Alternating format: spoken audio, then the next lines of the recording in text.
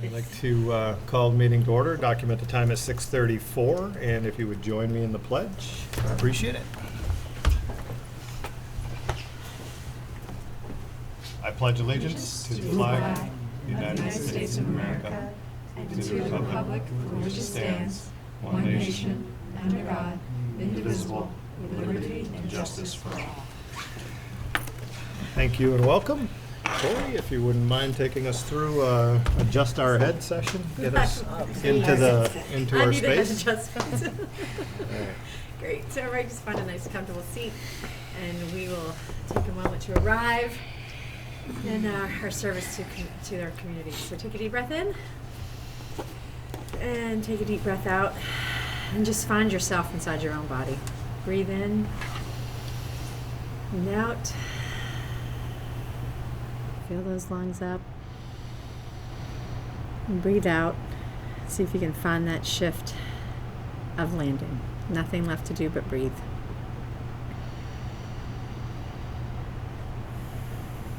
You can feel your feet solidly planted on the earth.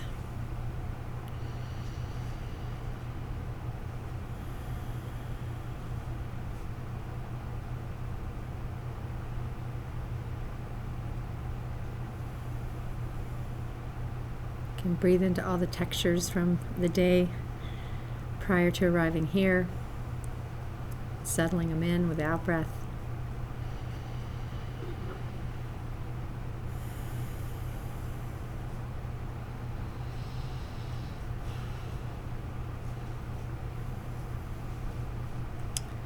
Your next in-breath, we can begin to focus on what our work is here.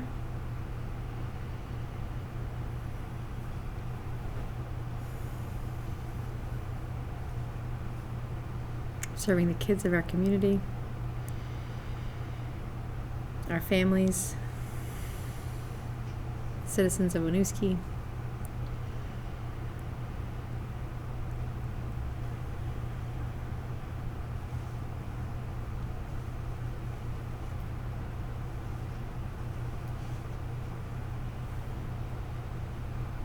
Take a final breath in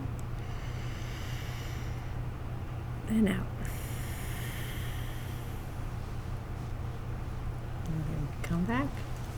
Thank you very much. Yeah. Okay, a little bit adjusted or altered agenda tonight. First, under agenda review and adjustments, I have what I would like approval from the board to send a letter out. We'll explain that. It has to do with Act 46 and the consolidation study. We'll pass that out as we go. We'll put it down in right after the governance processes, after the student report to the board.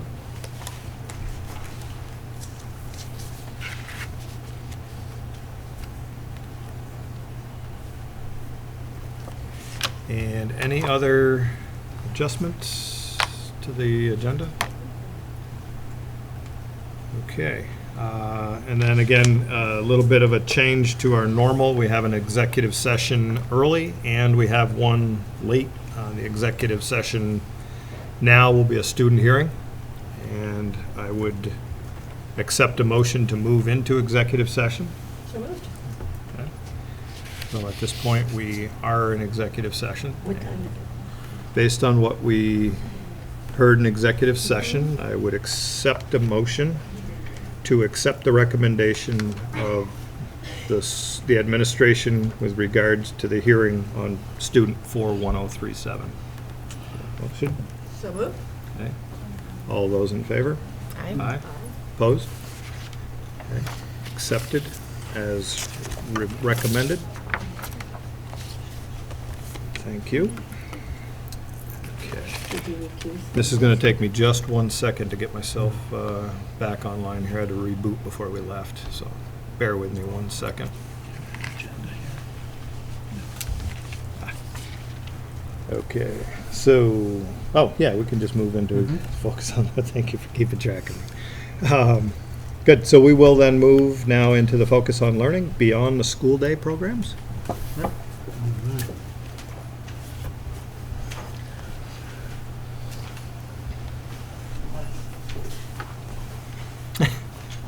our presenter tonight. Right. So I'm going to kick us off. Our topic for Focus on Learning tonight is all the wonderful learning that happens beyond the typical school day. And I would say, in addition to what you're going to see tonight, you also heard a lot of great learning last month when we talked about parent engagement and parent learning that happens. So they kind of go together. It's not just students learning, but it's also parents. And I'm going to kick it off with some of the more traditional activities that we think of outside the school day, our co-curricular programs in terms of athletics and some of the activities. And I would highlight that we're really trying to move to be responsive to students' interests. And you see a Clash of Clans club up there, which you can see our giggling student reps are familiar with. And it came out of a shared interest by some middle high school staff and students. And so they meet once a week. Yeah. And they play this online game called Clash of Clans. Are you guys in the clan? Yeah. We're co-leaders. Oh, nice. You're co-leaders? Yeah. God, you guys do it everywhere.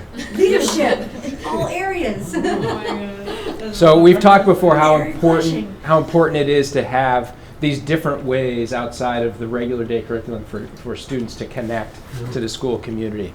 And so we want to continue to be as responsive and offer programming that students really are interested in and have them really come up with some of the ideas for these clubs and then show leadership in organizing them and helping them sustain over time.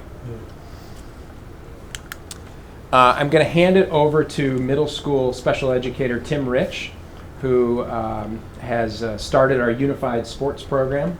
And Tim is in his second year as special educator here and has done a wonderful job with this program, and you'll see an overview of it right here. And I'll do a quick plug. I don't know if I'm stealing your thunder about the Penguin Plunge, but Tim and I love this event, and we know that at least one board member is joining us.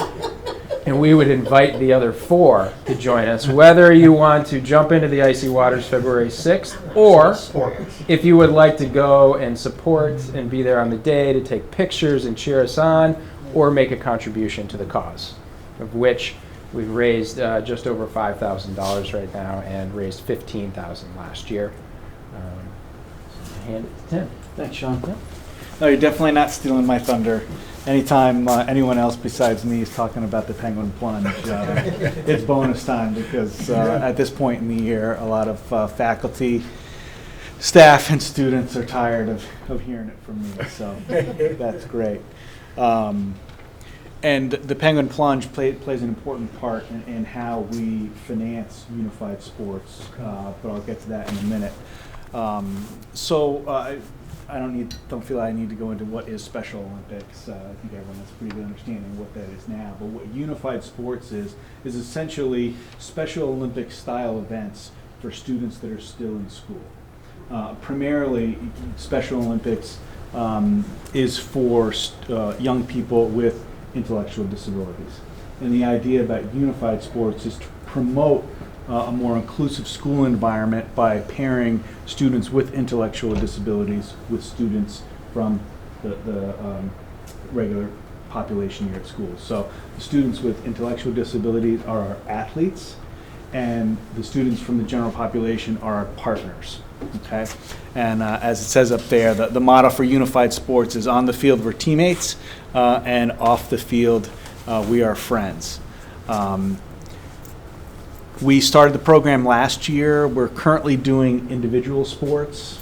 We did bowling in the fall, which culminates in 25 schools from around the state getting together in Barry and having a big tournament. And then in the spring, we do another individual sport, bocce. From my experience working at previous schools before I came to Winooski, you do the individual sports to get the program rolling. And then the idea is once the program matures, then you can branch out into team sports. Because really, the bigger initiative behind unified sports is really to educate young people, particularly students and families that they have a child who has an intellectual disability, about the perils of not exercising, not having a good diet. So we really educate our athletes in regards to what is a healthy snack. what the importance of exercise. So we've started the program last year, and our goal is for this coming fall is to start our first team sports, because that's when we want to start. Instead of practicing just once or twice a week, we want to practice every day. We want to get them out running. We want to bring in those healthy snacks every day, the whole grains, the fruits, things like that, and get them away from the bag of chips and the soda and stuff like that. So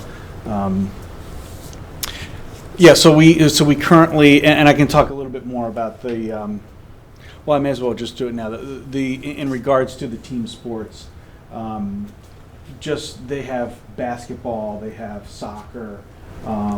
We're actually going to start this spring just a club, like an intramural ultimate frisbee team, in addition to the bocce. With hopefully we'd be able to incorporate that. And some schools around Chittenden County already have ultimate frisbee teams that are not unified sports.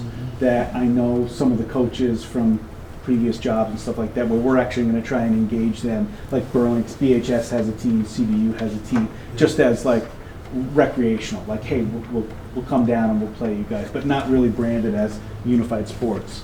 But actually, something really great just happened just in the past couple of months, is that the Vermont Principals Association is actually recognizing unified sports basketball, team basketball, and is actually going to have it recognized as a varsity sport. So what that means is that typically unified sports, we meet once a week. We go to the bowling alley, we bowl, we have a snack, that's it, we regather next week. But what we're doing now is, since we have the Vermont Principals Association behind it, is that we're actually going to have a league between, inter-schools. So right now there's 6 schools that are signed up where they're going to have a coach that's hired, they're going to practice every day, they're going to have competitions just like the regular varsity sports do, and it will culminate in a state tournament, just like varsity sports do, but having it as unified. So that's starting next fall, and the goal is that we're going to be able to have a team for that. So, and I'll just talk briefly about how we finance this, is that our program is financed entirely by proceeds from the Penguin Plunge. So 10% of everything that we raise comes back to our program. So, last year we raised $15,000, so we got $1,500. Plus we got a very generous donation from Knights of Columbus that matched that amount, which was great. And also, we were technically a new program last year, so we got an additional $1,000 from Special Olympics, where any new program gets that $1,000 because the program started. So, but the money, of course, is really important, because when we have students that have, a spectrum of very complex needs, from whether it's handicap accessible buses, which can be hard to come by, or support staff for students that are on the autism spectrum, we need to be able to pay the support staff. We need to be able to pay for transportation, snacks, and these things can add up. So the Penguin Plunge right now, we got a very generous donation from Knights of Columbus, but all of the funds that finance this program are directly from the Penguin Plunge. So that's why I'm always really pushing the Penguin Plunge. So it'd be great if we'd love to have you on the team. And if you are sick that particular day, it's okay. We'd love to see you there, but we'd love to have your money donated as well. But there's also other ways. Pitch man. Oh, trust me, I have a 3-tiered sales system. I spent 17 years in sales before I got into education. I got spend a few minutes, you'll be writing the check. That's for sure. But that's why I really push the Penguin Plunge. It really is. It's a huge thing, and it's great that the volunteers that we have, our assistant coaches, are all staff members here. Essentially, they're IAs that come and do it, and they get a few extra bucks every week. But really, they believe in the mission the same way that everybody there does. It's just it's a super inclusive environment. When I was at CVU, we grew the program. It was just it's a huge program, and I see that program. I see the guys from CVU at our events, and it's really incredible to see the way the program has grown. And if we're able to continue to grow that program here, if we have 20 right now. And if you look at that as the percentage of our total student population, that's a pretty big percentage. And I could really see that growing for sure, but particularly as we get involved in more team sports, because it really brings the school together. It brings an incredible amount of pride into the students, where they get to have their shirt You know, so we get great custom shirts. Everyone has their name or a nickname on the back, and you know, they really seeing the kids wear.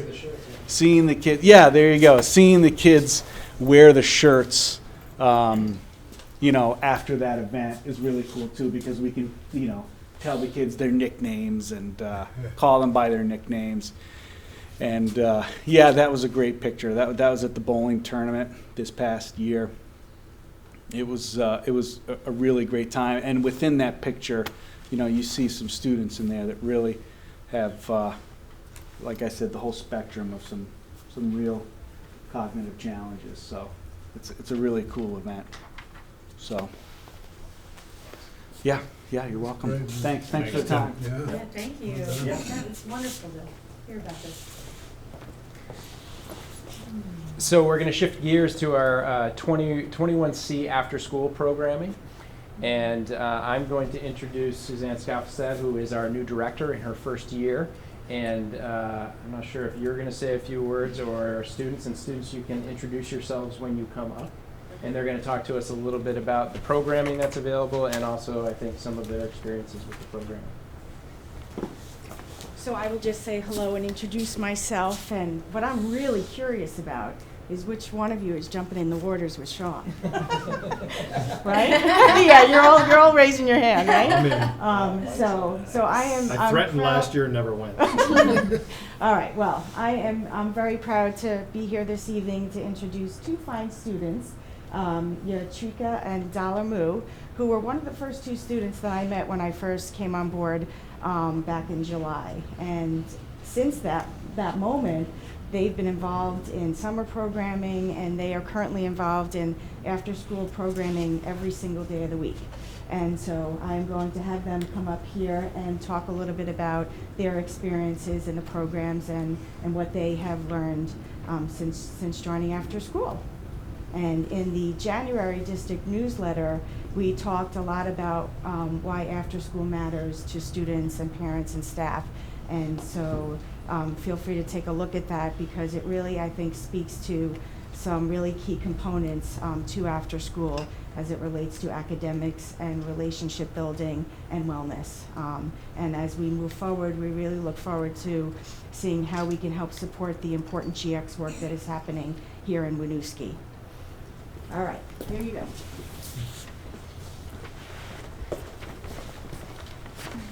Hello everyone, my name is Yatrika. And my name is Dalamu. We were involved in the 21C after school program since we were in elementary school. And one of the programs we were involved in was called Cooking Community. And there I learned a lot of things. I learned to communicate with many people and use teamwork to help me throughout the program, because we had to work together to create new dishes to help other people in need. Another program that we both took was Explore Vermont. I thought that helped us learn more about Vermont and the history behind it, because we got to experience like the things that actually happened and stuff, like the history. So yeah, I think that it gives us a better understanding. So yeah. And also this February we're going to be representing Winooski as youth ambassadors in Montpelier.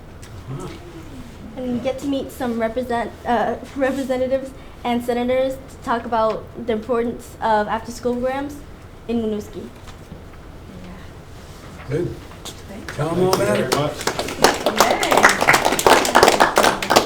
So you can see all of the variety of programming that's going on, with over 300 different students served so far this year. 300? That is K-12 Yeah. available. Yep. Wait, it's K-12? I thought it was JFK stuff. K-12. Okay. So this is a picture of the new partnership we have with the Burlington YMCA. So every Friday for 3 to 4 weeks, students were going swimming with the support of the Winooski City Van.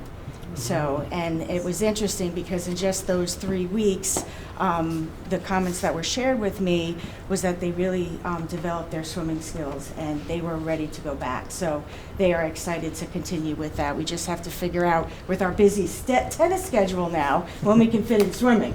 So, because now our students are going to be going to play tennis on Fridays. So At the it's Fitness Edge or something? Where at you the go? edge. Okay. Yeah. And that's a partnership that's also been continuing, gosh, for about the last 2 years. great. So what's pretty amazing is really finding what students connect with and what makes them, motivated to, continue the programming. Uh-huh. And when I was speaking to these fine students before, and I said, what makes you keep coming back every day?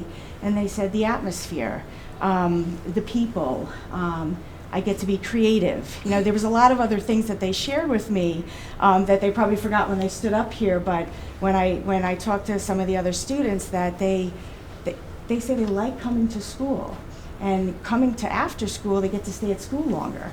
So that's exciting, and those are the things that motivate me to continue to do the work that we're doing here with and for the students. So that's exciting stuff. And for high school students, when they get to high school, they have an opportunity to continue their work after school and get support in their core classes and what they might be struggling with. And so some of the high school teachers will stay after school on certain days and help with their work with that. And we have seen, I think, an increase this year in terms of the students that are coming in. So we are offering another course support on a Monday with our technology course support classes that used to just be held on Thursday. We're opening up to Mondays now too. Oh, great. So. Thanks. Yep. Thank you. So I have two more pieces to talk to you about. The first one is the Vermont Youth Conservation Corps.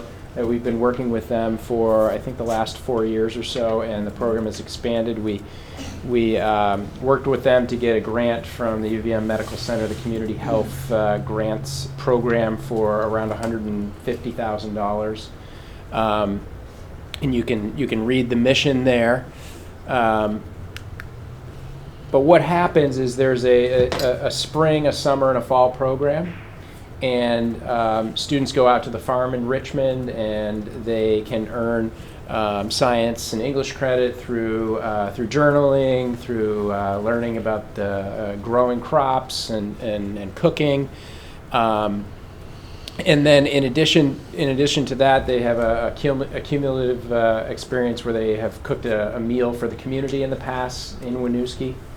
And invited people in and used the crops that were grown by themselves to share that food.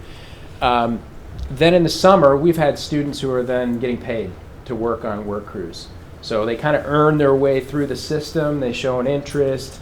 They go to one of the programs during the school year, and then they can earn some money during the summer. This is also a connection to the Pine Island Community Farm over on Mallets Bay Ave, which has a mission of supporting new Americans in developing their plots, and also has 2 goat herds. I dropped my Christmas tree off there 2 weekends ago, and the goats they got food for quite a while with all those Christmas trees now. And they're starting to raise chickens. So that's a nice partnership that's emerged through VYCC, that now our students have access to farm and some of those other things right in our community practically. So there's some pictures of our students in the crews, able to earn credit and great experience. And one of the things that I really like about VYCC is leadership is at the core of their mission, and work ethic. So they really work with students on, how do you show up on time? How do you look good? How do you work hard? How do you communicate with your coworkers, with your supervisor, and then how can you demonstrate your own leadership in those environments? The second piece that I wanted to talk about as a outside the school day opportunity is supplemental education services. So we get through our consolidated federal grant monies around $170,000 a year that families can access for tutoring. And when I got here, I found out that not a lot of that money was being accessed. It can be a pretty labor-intensive endeavor to get the paperwork done, get it publicized, get the paperwork completed. We help facilitate the coordination with the tutoring, Sylvan Learning, and Stern Center for Language and Learning are the two that we work closely with. But parents really have to do a lot of the work to make this happen. So we've worked really hard, like at our beginning of the year barbecue. We have the vendors come in and they set up and they get people to sign the paperwork up front. We have our liaisons to do interpretation. And you have to do that at the beginning of the year, and then you have to republicize in January.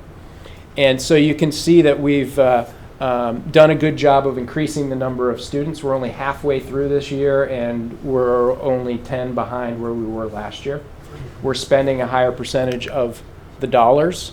Again, we're halfway through the year, and talking to Kate Groden, who oversees this program, we believe that we'll exceed that $93K this year.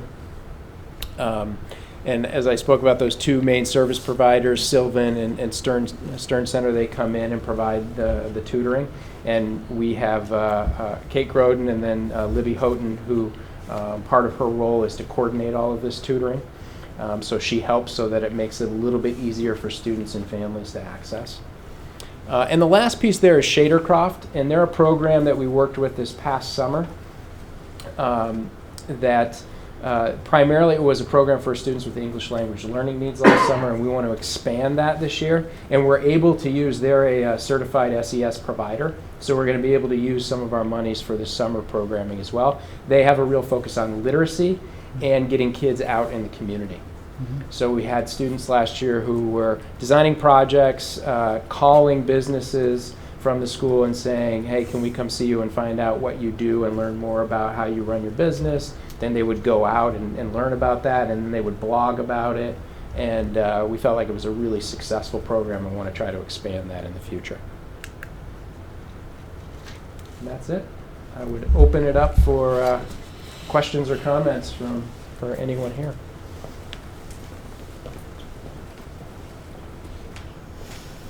I'm impressed with all the opportunities we're offering our kids to expand and enjoy and learn new things and be involved and get to know each other in different ways outside of the classrooms. And it's nice too that even like VYCC and certainly after school and unified sports, like it all sort of blends into our end statement of helping kids find their way to leading healthy, successful, productive, and being engaged locally, which is wonderful. Mm-hmm. You can put the opportunity out there. Yeah. Hopefully it grows. Right. Yep. Nice to see numbers. Yeah. I'm struck by how much of your work has to do with building partnerships and networks of people, whether it's with the City Van or the Y or the Penguin Plums and other schools around the city, and finding the SES folks.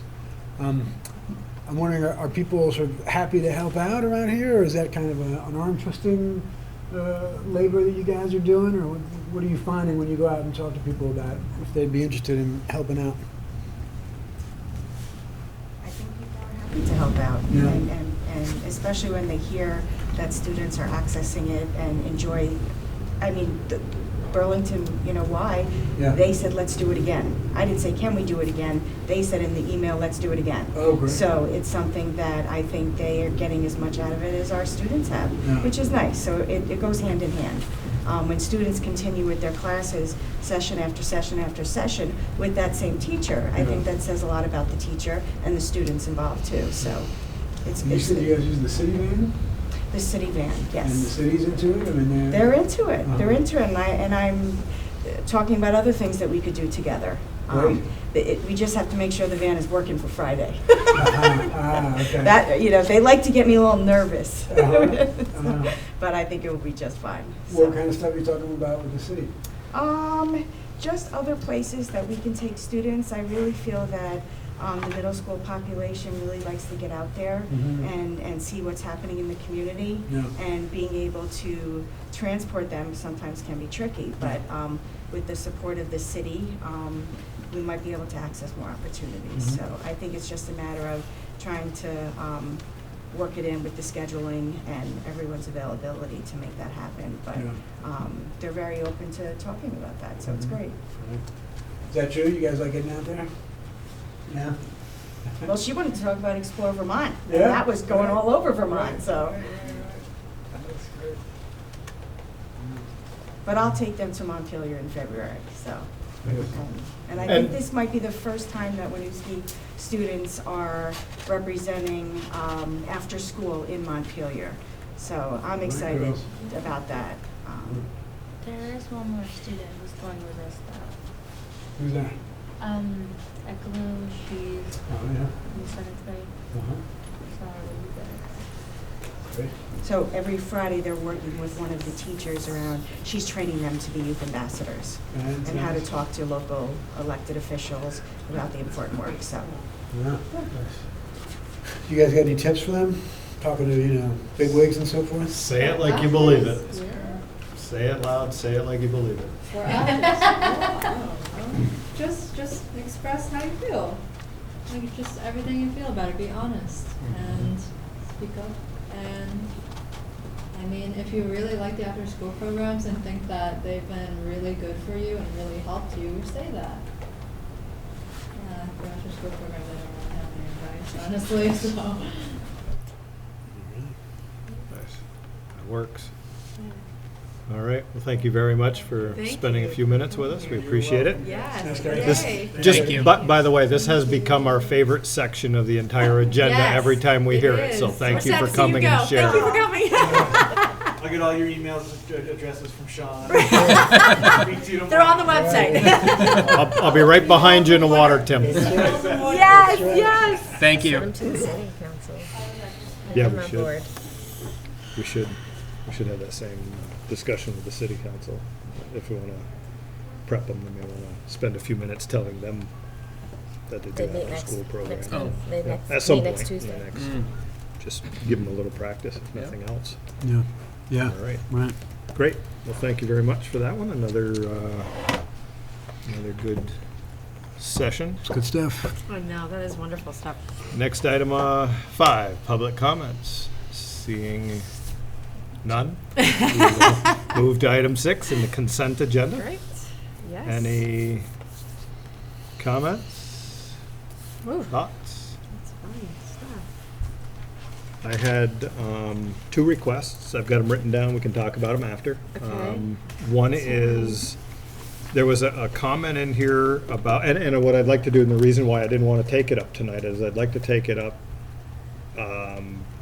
when we do some of the financial literacy maybe, or maybe even next month. But there was one comment in there about suggested from. In the audit you're talking Is about? it- Yeah, in the audit, sorry. There was a comment about we moved 100,000 of the balance from FY15 into the FY16 budget. We moved $100,000. There was a comment in there about suggested to leave the balance of the current fund in the current fund balance account. I would like to understand a little better what that means compared to moving it to, in my mind, it has always been take any excess and put it into the capital reserve fund. Right. And this one here just struck me as a little bit different in leaving it in the current fund balance account. I don't understand what that means to us and what options or opportunities that opened up for us as we move forward. So I don't know if that works better maybe next month Yeah. here, tying it to the financials in I May. can give you a quick answer if you would like. But I think it would warrant further discussion during that training as well. The monies are more flexible for use when they are kept in fund balance versus capital. So when they get into the capital reserve account, they have very specific strings around construction that are attached to them. In fund balance, if you were to go into deficit for special ed or for other reasons, you could access that money. Yeah. Okay, so things like the restrictions around being in the current fund balance, you spend it as part of the normal budget. Do you need approval to spend that if it's sitting in the current fund balance? I know with the Yes. with the reserve balance, we need to have a Right. capital piece to it. So Same deal. kind of that whole, Yep. And then the other one was, out of the audit report, was there was a couple of comments, one at the beginning and one at the end. This is the same comment about interfund receivables and payables not reconciled monthly. Right. And the recommendation was to do that reconciliation on a monthly basis. So again, it's, we didn't do it, or we don't do it. The benefits and the detriments, if you will, to doing that on a monthly basis, if it's just time or whatever. So just a little more education around that. After seeing it in the report, it would be nice to understand a little And deeper. interfund meaning that the funds that come in from a lot of different places? Across funds, Okay. I believe. Do you want to weigh in on this? And again, I think, Or do you want to do it now, I guess I is the think question. what I'd like to do is just leave it as a topic Yep. Okay. and bring it Yeah, back so that we have a stood out to better. me too. That's the only thing that. It'll be an education for us on it, Yeah, rather than doing yeah. it on the fly, Yep. to do Great. it as a Okay. specific Yeah. piece, so, Great. okay.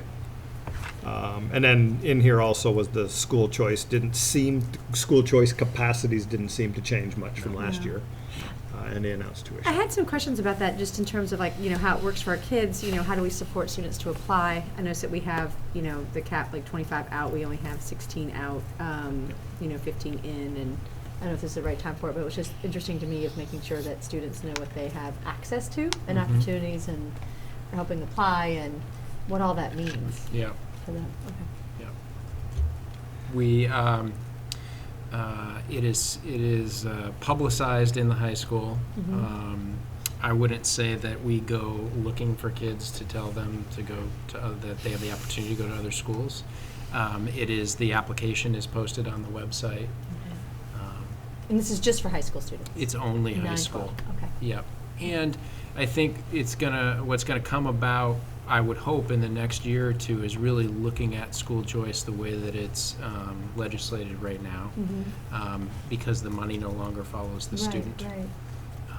And that's why you're seeing people really minimize their capacities as much as possible, because financially speaking, they don't want to take kids in that they're not getting any money to educate. Right. It's a burden. Yeah. Yeah. Yeah, so, but I think, with all the other financial stuff that's happening around school funding, that's a piece of it that needs to be looked at. And their choices are like anywhere in Chittenden County or a few places? Anywhere. Anywhere. Because transportation's not Public. connected Right. to it. You so get they yourself can, there. You get yourself there. Right. Uh-huh. So I thought was just making sure they, again, as we look at opportunities, if there's something that we can't offer here Right. to our kids. Huh. Right. Like what? German. No, I'm just kidding. No, Well, right. I think that whole Well, I scheduling think thing. we're, Is that too easy? Sorry. Well, I think we're Yeah, moving but- off topic Yeah, a little but- bit. We Fair enough. do have an agenda to go. So I would accept a motion to accept the consent agenda with follow-ups as requested. So moved. Okay, all those in favor? Aye. Aye. Opposed? Okay, consent agenda approved. Executive limitations under policy 2.4, financial planning and budgeting. So, here we are for budget again. All right. We have, at this point, last time we met, we Yes. had 4 potential scenarios. Yes. We have had, and/or are waiting on several decisions to be made at the state level. So what we've done, what Sean has done, I'll turn it back to you to. Well, has the legislator? I haven't heard any news. So let me give you an update on that All first. right. To give you some Great. political context.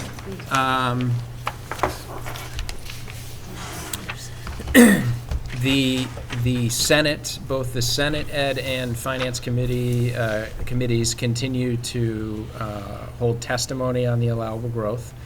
The House Education Committee unanimously put forth a bill that adds 0.9% to everyone's allowable growth percentage. So what I'm hearing is that we would expect Friday or early next week that there would be some sort of a vote. The other piece to mention is that Julian and I will be testifying with the Senate Finance Committee via phone tomorrow afternoon we were specifically requested after I'd been there last Friday and had shared Julian's newsletter article. So we'll be doing that tomorrow, and we'll see what happens. But where that leaves us, the good piece is I think it narrowed us a little bit from those 4 scenarios that you had before down to 2 or possibly a third. So what you have in front of is scenario number 1. This is what meets the current allowable growth percentage that we have of 2.75%. And so I'll run you down the numbers. The operating budget that we would put forth in this scenario, $14,782,588, which is a 5.42% year-to-year increase. Our projected local revenue of $2.19 million. And then the ed spending needed, which really is the operating budget, the expense budget, and then you subtract the revenue. Everybody following? Okay. Then the allowable growth, which is what we can spend, $12,591,194. And then that difference there is we haven't hit it perfectly, so we still have another $1,300. It's just that we are resisting the temptation to modify the numbers every time something changes, because it would, if it's not already driving Rebecca crazy, it would. So we've been trying to just keep our notes organized, and then when we get clarity to do the final calculations. So then you get into the tax. The CLA, as we had talked about earlier, has dropped 4 points year to year, which is great news for city in terms of how housing is selling. Bad news in the education funding formula, because it's an upward driver when the CLA drops in the ed formula.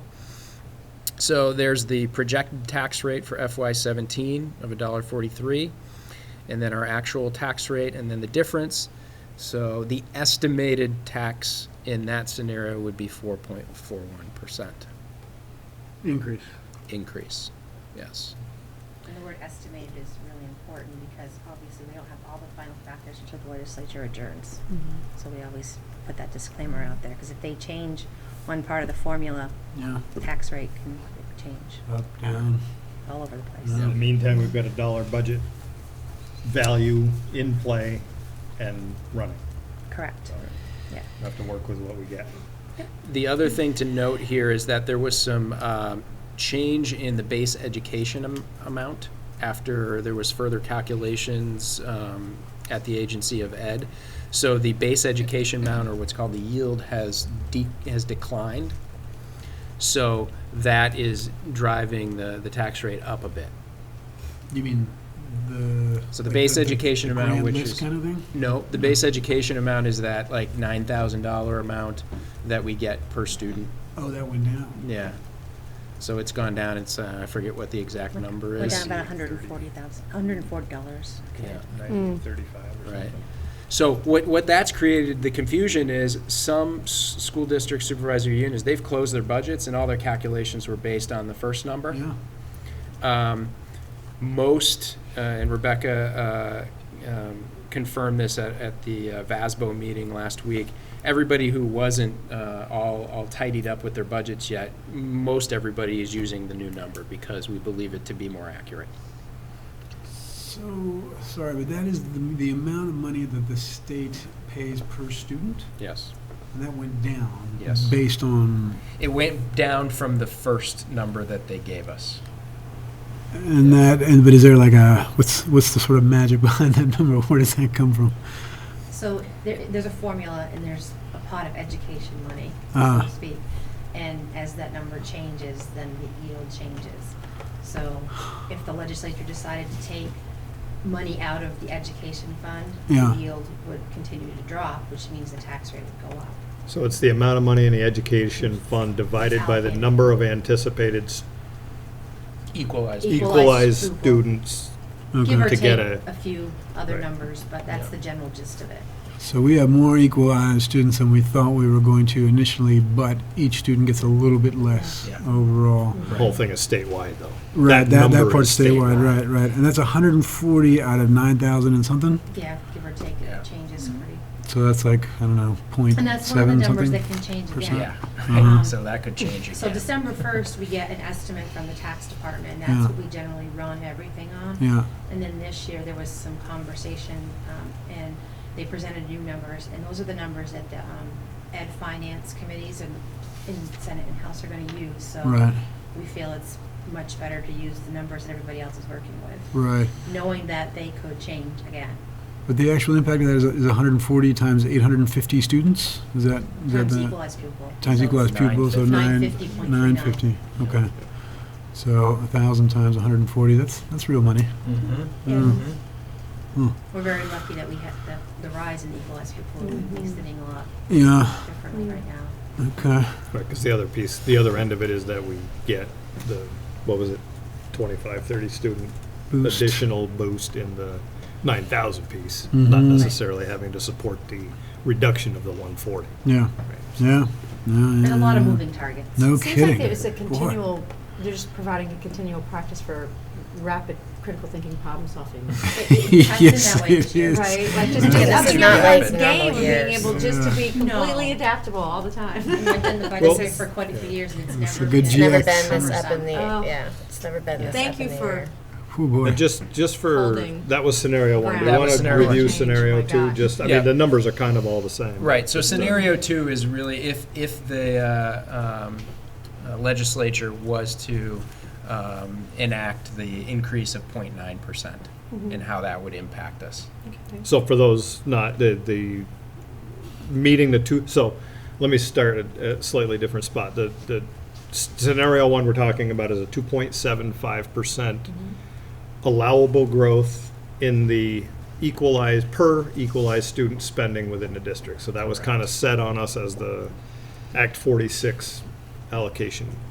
The 0.9% is, I think, the estimated number that we could spend additionally if the state took just the healthcare piece and took it out of the allowable growth percentage. I The think that was increase the in health increase in expenses health year to expenses, year, which is which is- 7.9%. Right, so that would be about 0.9% in the, as you attach it to a per Pops us up. equalized student increase. Almost 200,000. So, That makes our allowable growth 3.65? Mhm. right, Okay, and then the tax yep. difference down below 8 cents, And the tax difference, 6.25. I mean, that's obviously a completely different calculation than the 365, but remind me again why our percentage increase of 542 or 622 are both greater than 365. I'm comparing apples to oranges here, but explain to me the apple and the orange that I'm comparing. So that's the overall increase in the budget on paper. Yeah, The cap increase, the level growth is on the education spending. okay. And we have a higher education spending this year because of those extra equalized pupils. Uh-huh. So So, it's operating budget Yeah. minus. Right, different, okay, so that's, so you really can't compare apples to oranges in that particular case. But it's, So but it's the- operating budget minus local Revenue. revenue And that tells us what we, divided by the number of students, the number of equalized equalized students. students. the cap is on the percent increase of spending per student, Correct. different than the Per total equalized increase Pupil. student. per equalized student. So you can't Oh, boy. take last year's budget and say we're gonna add 2.75. Right, No. that's It's not only it. what we've There's- asked for in ed spending. There's an app for that. I'm gonna need it. Yeah, but you're asking exactly the right Yeah, questions you and are. getting Right. exactly to the heart of the, Yeah. of the differences in the numbers that are extremely hard to explain. It is not simple. It's not simple. No. But I think you're getting exactly to the heart of it with the questions. So Uh-huh. keep going if you. I So got let me one give more. you another piece of complexity while we're at it. Okay. So you see the asterisk in the far I did see that, column. yeah. We'll Right. decrease penalty still in formula. Right.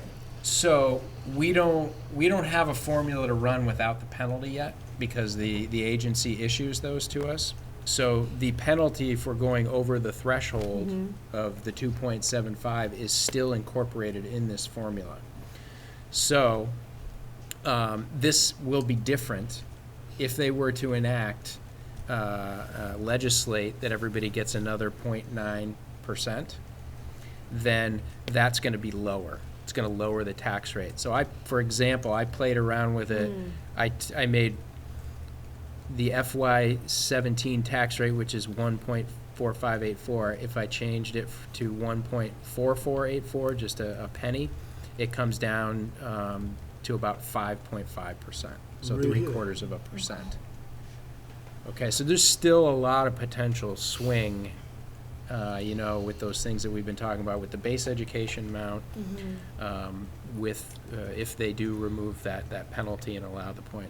So, And we think the dust is going to settle around next week, We hope. or It because needs we're There's a thinking lot of more- pressure. Yeah, get something there should done be. We quick. have to get to the printer, right? So right. Yeah, I thought we we're had a- looking to make a decision on this once sort of the numbers. Yes. Okay. Yeah. I think I heard the And- 15th, which is. That's what I heard. Friday. So do we need to meet again to? So here's what, confirm?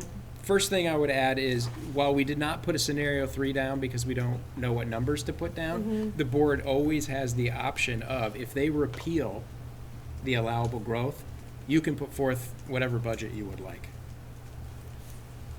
Okay, so you are not then restricted to the allowable growth percentage anymore. Because let's remember that we reduced a lot of things to get to this place, right, for the scenario 1. Right. Okay. Right. So that's just so you know, you still have that option, okay? And we've sat here and talked in the past about if the cap stays in place, staying below it so we don't end up incurring the penalty Right. of the additional penalty for overspending the cap. Okay. Well, isn't that We've had scenario that. 1? I mean, in scenario 1, there's no penalty, right? Because aren't we? Because we're Correct. meeting the allowable growth. Right, But that's- one of the legislative options on the table is to repeal or Altogether. delay the allowable growth altogether, Yeah. which would then allow boards to do what they see fit for their schools. Yeah. So we are going to need to come back to this once some decisions have been made in the legislature and the dust settles with numbers. We need to come back to this to see what decisions we want to make in terms of what's best for our school. Right. We have a couple of options, actually, that Sean and I had talked about. One of them is to adopt either of what we see today as the most likely scenarios that may come out. And if the cap stays in place, we will have already approved the scenario 1 here. So we got a worst And case. if we So were- Scenario 1 is the worst case scenario. Yeah. Like, we're prepared for no change at all in Right. legislating Act And- 46. Yep, and then the other thing that's been mentioned is allowing a 0.9 growth over that, and we can, in the same motion, accept a budget based on scenario 2 if that 0.9 is what they come up with. So then, if one of those two options is what they come out with and say, we're gonna stay with the allowable growth at 2.75, then we've already adopted it. If they say scenario 2, we're gonna allow a 0.9 increase to that, we've already adopted it. If they repeal altogether, we have to come back together, because we have no idea what that's gonna bring at that point. So, I was hoping that might be the path we take from a budget standpoint, approval of a budget standpoint, to, So that it can go out to the printer when it needs to. so we could be quicker to the printer if one of these two scenarios comes through. The scenario 3 is repeal of the cap, and then it's up to us to do the usual, how much do we want to go to the voters asking for, right? Bottom We line can up. review like what we removed to get to Right. 2.75 to Right. discern is to meet our student needs. Do Yeah. we need to put something back in? Yeah. To Right. really care for. Right. Which I think is basically the IA positions, right? I mean, isn't that the main place where we got savings from? The largest drivers. Yeah. Okay. So last time we met to talk about budget, there was the 4 scenarios, and there was the one where we cut 144,000. That's scenario 1, right? It's almost scenario 1, if I can just jump in. Yes, please. Because our equalized pupil went up again a little bit, and then went we up had again? the transportation grant money changed. We were able to take that number from 140 and and drop it again to like 120. that's So we were Oh, able okay. to That's add nice. back in some of the smaller things. I couldn't add a whole person back in, Yeah. but some of the transportation. An arm, yeah, half a leg. exactly. So some of the Point two person. Told you Somebody- budgeting was messy. Yeah. So a lot of the smaller stuff, like the tooth tutor Yeah. and some of those things, we were Right. able to add back into The preschool sports. transportation, Yeah. the sports Which stuff. was huge, yeah. So and then Yeah. if we meet the point, sad. if they go with the 0.9, Yeah. we were able to add in back one instructional assistant Okay. into that and a few other small things. So Okay. that list of 140 is now down at 120 It's to meet better the cap. it's better than already. The worst case scenario now. It's better than what you better- saw 2 presuming weeks ago. nothing changes, which is a very big assumption, is better than our worst case scenario last time. Okay. 0.9 would bring us down another what out of that 120? Was it like It's been another $100,000. Oh, That almost takes it. another 100. Okay. and Give or that's- take, We're trying to hit the numbers as close as we can. Yeah, no, I But get it. it's- I get it. No, but I think what you're Roughly after is how speaking. much of that did we chew? Were we able to be chewing away? Yeah. Yeah. Not Yeah. almost all of it, by the sounds of it. Yeah. So then we're only down 20, and that's. And that was things that, That was after cutting like 6 IAs or something like that, right? For No, No, not that how many. many? Yeah, Four? it was around Four. four. yeah. So, Yeah, there was 2 at the elementary, 1 at the middle, 1 at the high school. Okay. And so the number one administrative priority would be to get one of those back? elementary back. And that can happen with the plus 0.9%. correct. Okay. That does happen, right? Is that what you said? Mhm. Yeah, Yeah. okay, Yeah. gotcha. And the other stuff is just nickel and dime stuff, really, Yep. to bring it to the number to hit the cap. So if we get the 0.9% leeway, that leaves us asking for a 6.25% increase to taxpayers, which is not small. Right. That's still a good chunk. But remember, the penalty is still in that calculation, so it would be less than that. Okay, that's good to remember that piece. Oh. Because if they legislate the 0.9, the penalty will not exist. or it will go up to Oh, that's accommodate what you meant. Right. that portion of the Right. penalty will go So away. I think that it's safe to assume that if they legislate the 0.9%, Yeah. the tax rate would go down. It's hard for Right. us to tell you how much at this Right. point. Why So did you if- include the penalty in the 0.9%? Because it's the only calculation? formula they're giving us right now to run through the Oh, numbers. I It's get hard you. to I pull get out you. that embedded formula. I see, I see. That would drive me really crazy. Yeah. So if could we hold it up. approve these 2 scenarios now in preparation, as the tax rate changes based on removing the penalty, that would still be approved. I mean, what we're approving will consider Mhm. that shift also, right? Yes. So- We're essentially approving the spending from the expense piece Okay, of it. All the rest of the okay. All calculations are that gonna can do just- what they're gonna do. Yeah. Okay. And you We would have, our best guess is that this is where we're gonna land. Okay. I mean, history over the years, in the last 4 or 5 years, the tax rate we anticipated has never been right on. It's always because of been- the changes. Is there a trend? Lower? Tends to be It's lower, been right? lower. Yeah, Lower. typically. I It's don't lower. suspect that'll be the case this year, but Because a that's couple just of my- years ago, they Being the year added that it's 7 been. cents to us Mhm. right off and then changed it down to 5 5, later, correct. which Yeah. made a big. Mhm. That's a big change. So I guess my question then is, so we got 2 good scenarios. We got a scenario where we're ready for the status quo legislatively. We have a scenario where we build a few things back in.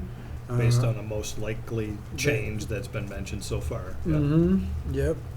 And then I guess what we really need to figure out is if they suspend the cap altogether, do we want to stick with scenario 2, or do we want to throw in some of those, a couple more of those IAs back in the mix? I think we have to come back for a discussion on how we want to do Mhm. that at that point. Well, do we? I mean, because yes, sure, we probably got to come back. But I mean, if we know now that we don't even want to go there because we're already at, well, it looks like 5 maybe is your best guess. So let's say it's 5, 5.5. Do we want to? Are we interested in coming back and talking again, or are we done? I mean, you know what I'm saying? Like, Yeah, I think what I'd like to do is to pass, to approve a motion to accept in either of these 2 scenarios, Mhm.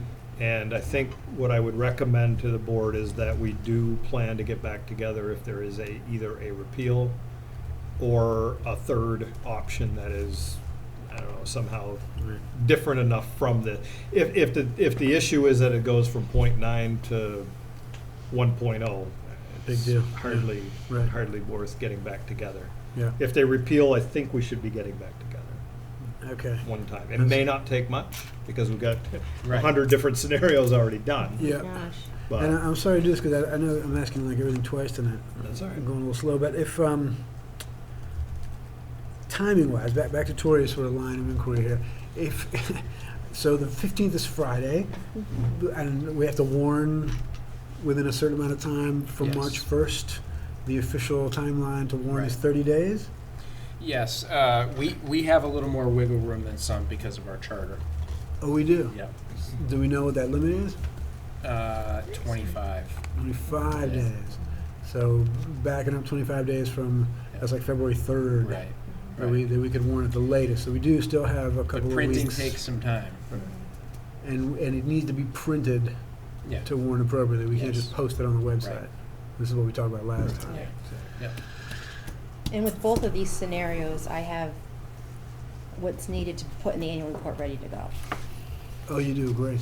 Okay, you just need to, I just need to know which one. Yeah. to put in. and the printer needs how much time? Julian? So, no, but I mean, 'cause So like, if you were to we're come back, dependent I on mean, the my legislature. suggestion is either you would make the motion that Mike's suggesting tonight, Okay. and either based on what happens this week or early next week, we'd be fine with one of those selections, right? Or if there's repeal, that then you would call a special board meeting to come back And they haven't said. next week, and you would then solidify based on the legislative action what you wanted to do. If we were to do that by end of Wednesday, we could meet all the warning and the printing week timelines that from we need to today. meet. Yeah. Okay, so if some legislative action happens that is different from these two things, but it's after next Wednesday, We have to go We're- with one. we're or- going- Right, and we're everybody going- who's been giving testimony has been giving them very clear It needs to happen responses yesterday. about the 15th is like the drop dead day. For them to make any decisions. Yeah. Okay. That's good. all right. So next week. Okay. which may be a piece of your conversation tomorrow as well. Right, As you you- get to have a conversation tomorrow. Yay! It was highlighted in VSBA's newsletter. Your testimony, Sean. That was exciting. Okay, so are we, does that work? Any deeper line of reasoning or thought? Any other options? Biding my time. Okay. All right, so at this point then, to close on this discussion, I would accept a motion to adopt either scenario 1 or scenario 2 as outlined here, based on some final outcome in the legislature that supports either scenario 1 or scenario 2. Mm-hmm. Or then come back if there is a third option that we haven't planned for and start this process again. You got that motion? Okay, so That's the a motion nice is then to adopt either scenario 1 or scenario 2 as outlined. Is this posted? Right, and in Online. the motion, I will put the numbers in that Okay. we would normally put in for the adoption, which would be the top operating budget number Mm-hmm. Right. Our preference, of for course, is scenario number 1 two. and scenario 2. Mhm. Or Okay. two according So you're to- gonna put those in, I will. Pending outcome of the legislative action. and that's gonna be in the motion. Yep, that's Yes. still part of the motion. Pending, Supporting, pending the outcome of legislative activity, supporting one of these two options.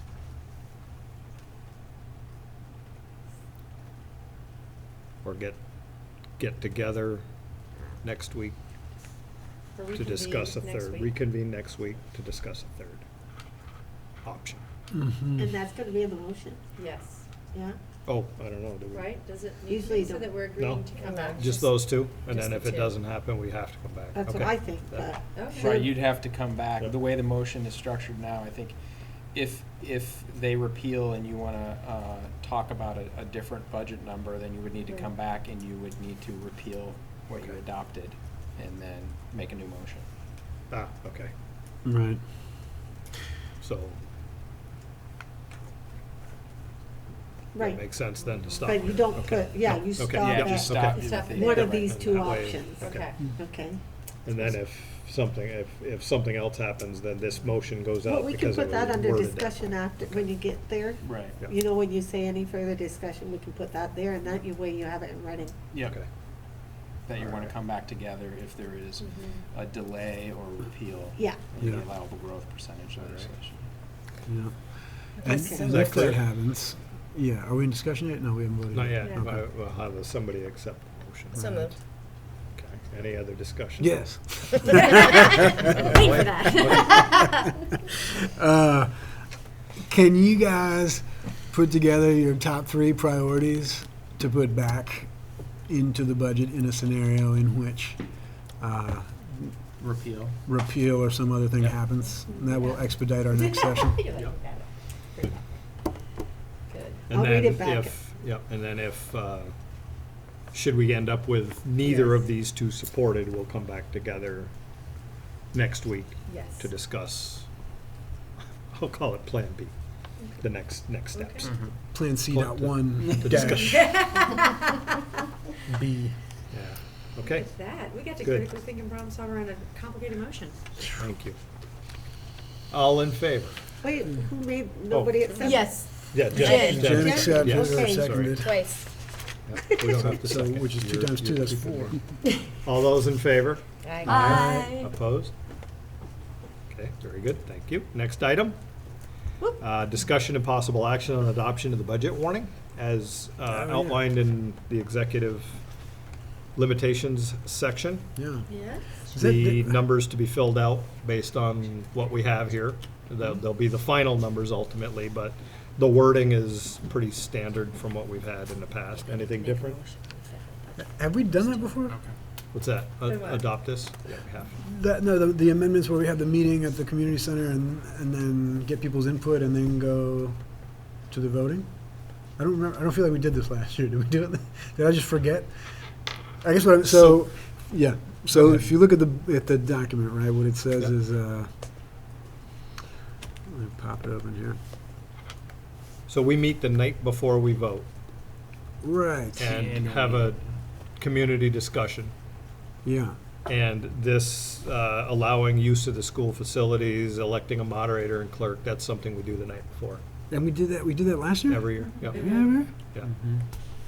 Were we all there last time? I'm not sure. I'm not sure if I don't remember. I can- It is something we do. So the plan is to set up a community dinner, Yeah, discuss it, yeah. do this the night before because we got to do this piece of it at the top. And the numbers will be filled in as we solidify them. But we can adopt as is right here because everything is pretty standard practice. An informal, okay, sorry, so informational, so once we adopt this and then there's no more changes to this document? That's No, it. this one, well, yeah, the only changes you'll see in here is Is at the the bottom, numbers. we'll put the Right. dollars in. Right, okay. Right. God, it's- But one of the things to note that you are doing by adopting this warning is you're adopting that federal budget number, which will change most likely. Right. But we need to put a number in that's on the ballot, so that the voters can allow us to accept federal monies. And that's Article 4. Which should always be voted on, yes. Okay. Right, and that's the hard part is to have people understand that one is, there's no consequences, just saying, yeah, we'll accept the money Right. being given to us by the feds. Yeah, And, you get no's on that, you didn't do a Then real there will good be a job consequence. communicating. Yeah. Well, no, just, the degree to which that you can minimize that no vote means that you've communicated pretty well this stuff to the community. So That's- two other important notes would be that Article 5 is new language. Yeah. So that was part of legislation First. from last session, which is really talking about the spending per equalized pupil that's now included in the warning. Hey, can we add to the end of that statement, leaving us in the lower third or, no, okay. Right. I- Yeah, yeah. But we can make that comment in our In education the budget section. flyer. Yeah. Yeah. Yes, Yeah. and in the budget flyer. Infographics, yeah. Absolutely. Okay, good. And then in Civic education, no, G, that's, G, G. yeah. And then in Article 6, there hasn't been an administrative recommendation, nor has there been a want by the board to apply fund balance. So that wouldn't even go on as a ballot. Oh, I mean, so as a that's not ballot gonna go article. on? That won't even What? go on. You mean we're gonna strike this? We would strike that because we Okay. wouldn't be, you would not be asking to assign fund balance I thought you had like you to have ask. in the past. I thought we had to by law.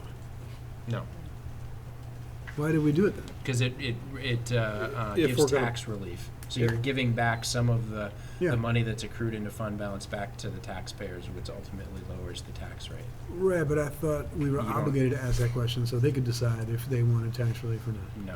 Then why did we ask it in the past? We were only obligated to ask that question if we were gonna put the money in the capital reserve Right. account. If Right. we're gonna move it from the fund And we balance to don't, capital. We right, don't- and now they changed the law that you have to ask if you want it moved, Correct.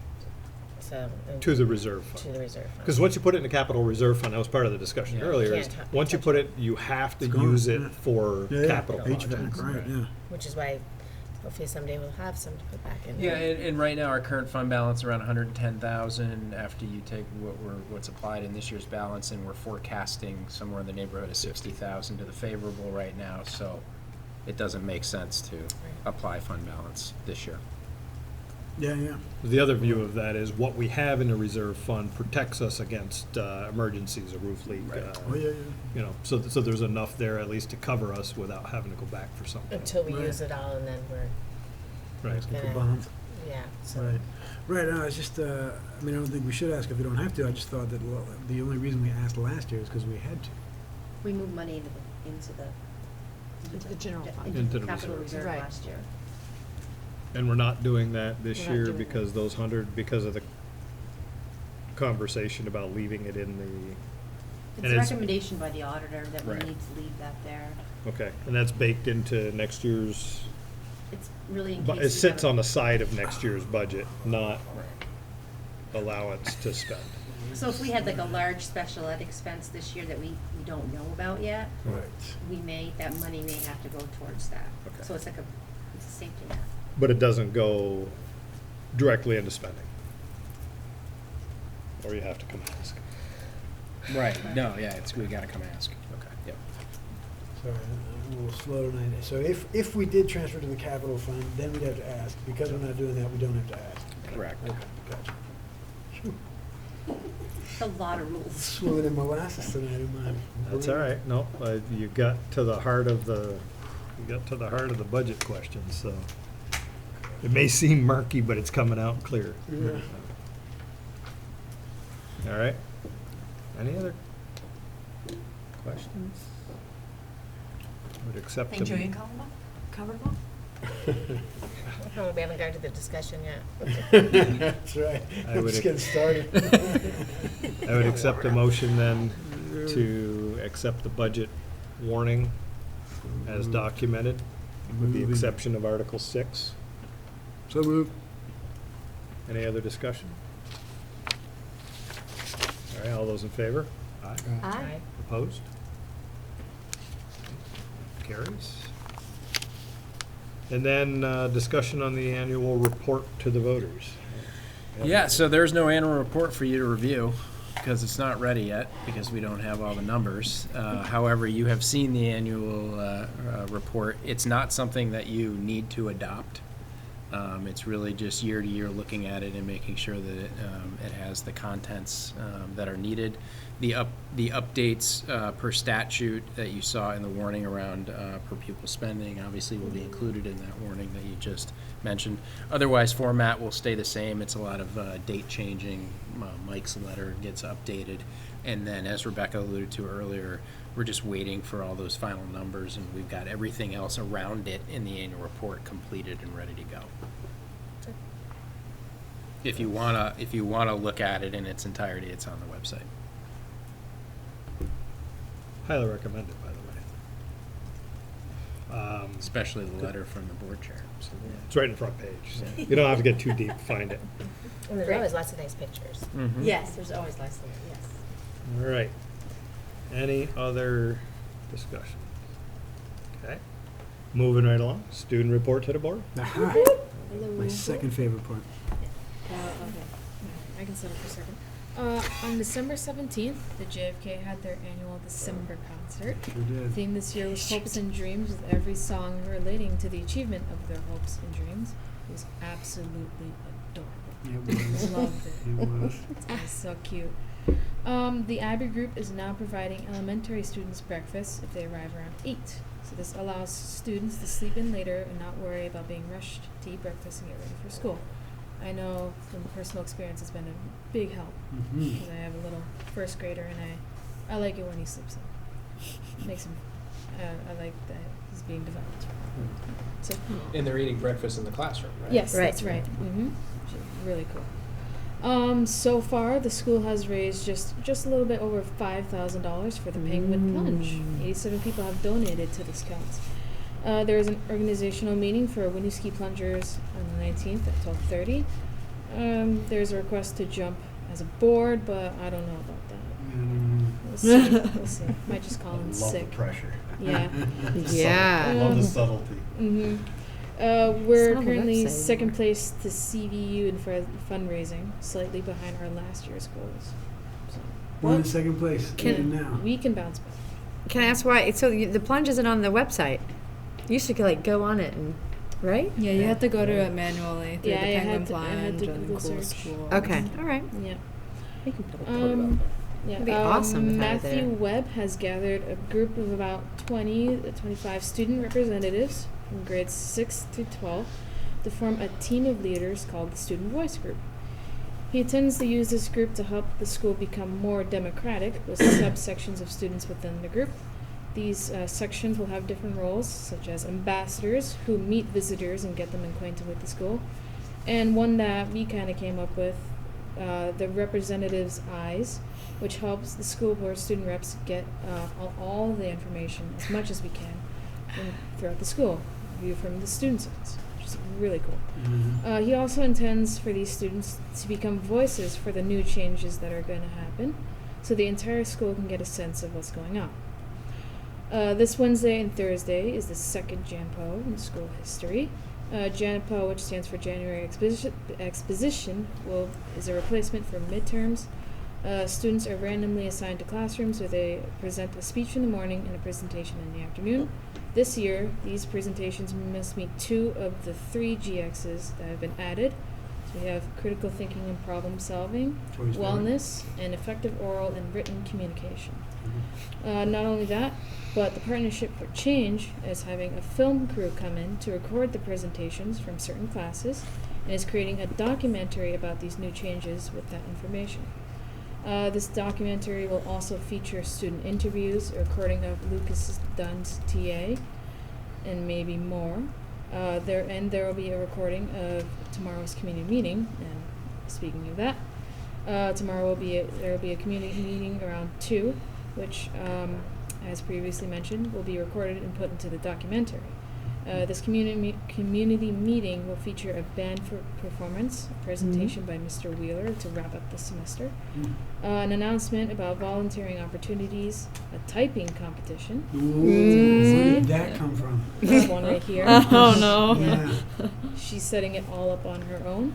Yep. And Smells victory. Is it? Are there any other contestants? How many Yeah. First Cat was already claiming injury. Right, yeah, she sprained a finger, she said, or something. and, Really? I don't know if she's Really just setting not. herself up. there will be 3 rounds, 1 teacher round, 1 student round, and 1 wild card round of various random teachers. Wild card round, basically the comedic relief round, Gotcha. very separate from the serious competitive I see. fast typers. Ah. Yes. With glove finger. Yeah. Dinosaur. That would be great to see. Yeah. And a high school-wide Kahoot, which is a fast-paced trivia game that you can log in with computer, your iPhone, and anyone can join. So needless to say, it will be a very exciting meeting. Wow. And if you have participated in Expo, you will get a 4-day weekend off, because Friday is a makeup day. So if you completed your presentations, you get Friday off and Monday off, since it's MLK Day. Wow. Which is amazing for us. Yeah. Sorry about you guys. Yep. Okay, moving on to other things. There is going to be another connection with Youth Leadership. The Youth Leadership Institute is now planning their next session for 2016 YLI, which was the Youth Leadership Institute, where students from Winooski and BHS would meet with sites from all over New England to discuss and learn about student voice and what things that are going on. So on the weekend of January 23, a student and I, along with 2 teachers, will be going to UMass Amherst to start the planning for the conference. In partnership with the Vermont Youth Orchestra Association, there's going to be a community professional percussionist. Nick Canizzaro will be coming in every Thursday to work with the middle school and high school percussionists. And so it's another after-school program that wasn't necessarily included in the presentation, but is also really cool. Sorry. These lessons will consist of anything from basic rhythm work to jazz fills. The end goal is for Jared Fountain and LaDonia Taylor to hopefully create a drumline type of duo to show off the skills that they learned and bring excitement to community meetings, games, and pep rallies. Wait, is Jared the one that you're sitting next to in the picture? Yes. Uh-huh. Yes. Okay. The stick. Yes. Yep. Cheers. On the little snippet from the State Board of Education, my last meeting was at Mill River Union High School, which is really far away. Oh my gosh. Where is it? Yeah, we accepted 3 merger proposals in the Rutland, Addison County area, which was very exciting. These are our first few proposals, and we're really excited to see what comes out of these results. And our next meeting is on Tuesday, January 19th. And so if you also want to catch up on what's going on, you can check RETN to look up these meetings, although 6-hour meetings, I don't know about that. Are they really 6 hours? They're pretty long meetings. Then there's going to be so there's also plannings going on for a Vermont Youth Leadership Conference, kind of a branch from the New England Youth Leadership Institute, where Chittenden County students all come together to discuss all sorts of student aspects, although that's currently in the rough. I'm on a planning team working with students from South Burlington, Colchester, Essex, Milton right now. And that'll be exciting, although it's still in the rough. As for some pretty interesting All-State and New England music stuff, there's an All-State audition on January 16th, which is this Saturday, that Keen Nguyen and I will be auditioning for both of the bass roles. And as seen in the superintendent report, Key also auditioned for the New England Music Festival and got in with a score of 131 out of 140. Yay, that was great news. As for prom committee, we had some adorable snowflake grams sold before break, as mentioned in the last report. We got a $100 donation from the Winooski Coalition for a Safe and Peaceful Community. We finalized the location for prom, and we'll be disclosing that soon. We are having a summer salad, which is like fruit salad, pasta salad, etc., sale to come up, hopefully around the 2nd week of February, to make some more money for prom. And finally, last but not least, we have sports stuff, very exciting basketball news. We have JV and varsity girls have a game against Lake Region on the 19th. JV starts at 5, while varsity starts at 6:30. They're currently 5-4, right? 5-4. Okay. The boys, the JV and varsity boys, have a game against Williamstown on the 15th. JV starts at 5:30, while varsity starts at 7. They are currently 9-2. Middle school boys had a game today at Fairfax. A team started at 3:30 and B team started at 4:30. And middle school girls have a game at Georgia tomorrow. B team starts at 4 and A team starts at 5. So please cheer on all our basketball teams. So there's no game tomorrow? Tomorrow, the middle school boys. Oh, there is girls. Girls. Girls. But, but Sorry, not I here. mixed up the two. And it is away. Georgia. Away. Oh, okay. Okay. But our basketball teams are doing really well this year. Yeah, Spartan 7's it, boys. Did you guys have any news about Peace Jam? Peace Jam. We haven't No, I haven't heard checked about in. it. Last time I checked in, they said they were working on some more internal stuff, working really to build them up, make them more stronger and solid. Yeah. The membership. Can you check in Yes. with them for next time? Over here if they are consolidating. I think it's the same thing right now because they're still meeting at a slow rate. Mhm. So hopefully we'll get some more news as time passes. Cool. Okay. Great. Do you get tired at all? Me? Either one of you. It Just just seems like being you're involved tired in just just about listening to everything. you. So, great. Thank you very much for an Yeah. insightful. I don't think she ever said. All right. And I think Mill River is down past Fairhaven, if I'm not mistaken. Like an hour right? and a half. Yeah. Pretty sure that's where we played football there. About 40 degrees. My son's 40-degree weather, cold wind blowing. It's like, I didn't want to come home. I didn't want to leave. So next item on the agenda is the ad of the of an Act 46 letter. Just to read briefly. Who wrote it? So. Yeah. That's good. Thank you very much for all your. Thanks, Rebecca. Good night. And so this kind of follows up on Rainbow's Agency of Ed meeting with some consolidation items, but I'll give you 2 minutes here to read down through, and then we can have a brief discussion and hopefully approval to send.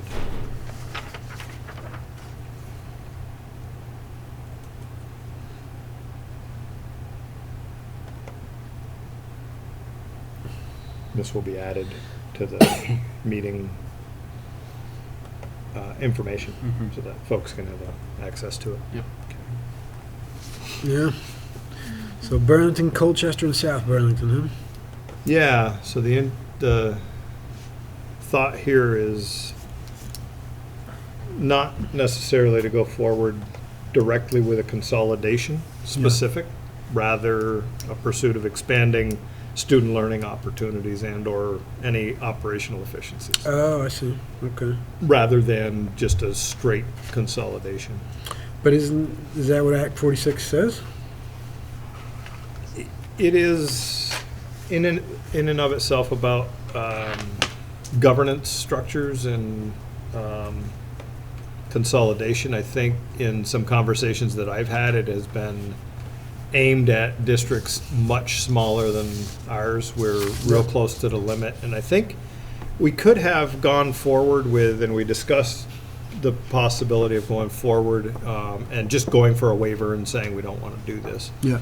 But I think it may be a worthwhile, and that's why Burlington, Colchester, and South Burlington in here, to go forward and look for any other opportunities. You know, get outside the box, and what kinds of things can we bring? I think you mentioned it earlier. German kind of thrown out. Somebody threw out a, how about German? But it's not too far off. You got Yeah, technology. yeah, right. You got people doing it in the area. Right. So, what kinds of things can we do creative? Right. If you spend a few $1,000s, can you get kids in a classroom with a video? Mm-hmm. I don't know. Does that help? But I'd like to explore that, right, and see what kinds of opportunities, if any, exist around the local schools. And doing this type of study is no obligation, it's just really being able to mine possibilities, right? And or coming, and or yeah. coming back with, we've found some Mhm. opportunities for the kids. Because Mhm. ultimately, I think that's what Act 46 is about, is Mhm. expanding opportunities for For kids, kids, for the yeah. students' learning. And if we can do that in Looking a at different way operational- than actually, I Mhm. mean, the governance structure we have right now, I think we've already gone through and said, we really don't have a lot of cost savings opportunities. We looked at Burlington specifically. Mhm. But educational opportunities, there may be some that we can actually get into. Yeah. And that's, I think, ultimately the goal of Act 46 is expanding the student opportunities, That's what it says. Yeah. right? So, it's, Yeah. it may be a little bit different. Right. What it will do also is just give more information to the board,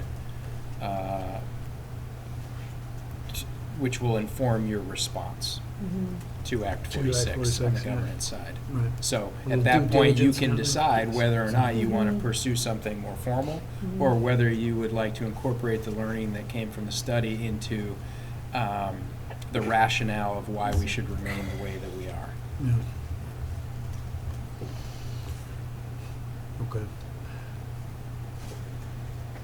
So the goal of Act 46 is, the stated goal is to expand the opportunities and so forth. Then what it recommends is for schools under 900 is to consolidate. I mean, they don't say find ways to get opportunities without consolidating if you don't meet these conditions. So we're sort of being creative in meeting the objective of Act 46 without following necessarily the prescriptions of Act 46 by doing this, right? The number is a number being as close as we are to it lends itself to, I think we're doing some good things. I think it's recognized that we're doing some very good things Yeah. in the school, in the district for kids and for the educational opportunities. So Yeah. I don't, Rainbow, your perspective on what you've seen, small schools, the three that you saw, small schools combining? Yeah, it's more like the districts is combining together. As for what they're going to do next about actually combining schools, I'm not too sure of at the moment Right. because they're still in the merger process. But it's combining the governance, Yes. the Mhm. administration, the Oh. curriculum. From many different boards to one solid board. But they're not actually closing any buildings then? In the budget. Yeah. Yeah, the buildings don't merge Oh. unless they want to do that. If they want to close the school. I don't know if I can speak for many of the other boards, but shutting our board down and combining it with somebody else isn't going to save enough money to notice at the state level. But I think when you get to the governance structure, Yeah. I'm not complaining, by the way. So. But the governance structure, you rather than having multiple superintendents or multiple principals around through, it's a broader expanse for the ones that are left behind. I think that's kind of the Yeah, I can thought. tell you, from being at Chittenden South, it's an unbelievable difference. Yeah. Right. The amount of time and resource that is expended when you're managing 6 or 7 boards, 6 or crazy. 7 budgets, Yeah. for 6 schools. Yeah, it's pretty nutty. Hmm. Well, I tell you, yeah. But sorry. Go ahead. Oh, good. Well, I was just gonna say I like the letter because I feel like it's like a good faith effort to try to realize the objectives of Act 46 without necessarily submitting to the parts that don't make any sense in our case, which is like 90% of it. And the part that does make sense is let's get more opportunities for the kids. And I think you phrased it nicely and did a nice dance with Act 46. Mm-hmm. The other part to note is that if this would allow us with the other districts to access up to $20,000 in study money. Oh. Oh, good. So it wouldn't cost us anything to So get it's not started. going to cost us. But we get provided a lot of information about what we're offering, what our efficiencies are, and then what the opportunities would, how they'd be expanded in what ways, Right. Mm-hmm. and what that would mean for our community as well, monetarily. Okay, it's always good to get more information. Yep. Absolutely.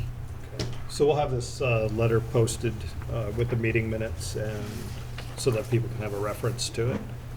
I would accept a motion to, I mean, what I'd really like is approval from the board to send this out and get something started here. And I know, Sean, we've talked about taking the lead with the superintendents at that initial phase of discussions on what are some even possible points of starting.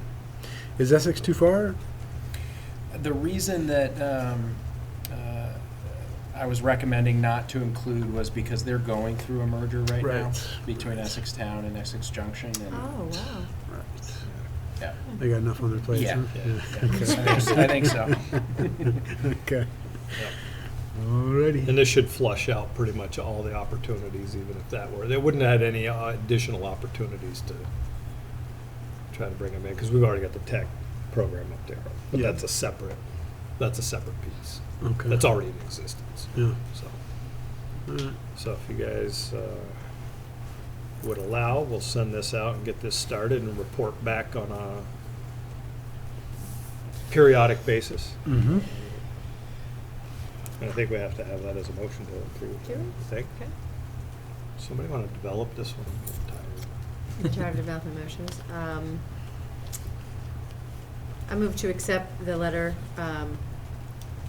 requesting Burlington, Colchester, and South Burlington join us in a consolidation study. Love that. Opportunity study. Opportunities. It's a study. Student opportunity study. A student opportunity study. There we go. That work? So what did you end up with? A motion to, No, I got okay, a student opportunity study. A student opportunity study, thank you.